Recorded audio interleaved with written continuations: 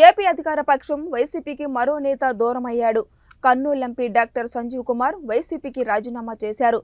అంతేకాదు తన ఎంపీ పదవికి కూడా రాజీనామా చేశారు. సంజీవ్ కుమార్ను ఇటీవల వైసీపీ అధినాయకత్వం కర్నూలు పార్లమెంటు స్థానం ఇన్ఛార్జి పదవి నుంచి తప్పించింది. ఈ కారణంగానే ఆయన మనస్తాపానికి గురై రాజీనామా నిర్ణయం తీసుకున్నట్టు తెలుస్తుంది. తన నిర్ణయంపై డాక్టర్ సంజీవ్ కుమార్ మీడియా సమావేశం నిర్వహించారు.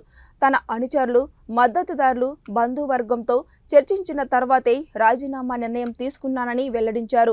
వైసీపీ ప్రాథమిక సభ్యత్వానికి రాజీనామా చేశానని, ఇంకా ఏ పార్టీలో చేరాలనే దానిపై నిర్ణయం తీసుకోలేదని స్పష్టం చేశారు. తన సన్నిహిత వర్గాలతో చర్చించిన తర్వాత భవిష్యత్తు గురించి ఆలోచిస్తానని చెప్పారు. మరో 10-20 ఏళ్లు రాజకీయాల్లో కొనసాగాలని కోరుకుంటున్నానని, తన ఆలోచనలను ప్రజల కోసం ఉపయోగించాలనేది తన కోరిక అని డాక్టర్ సంజీవ్ కుమార్ తెలిపారు.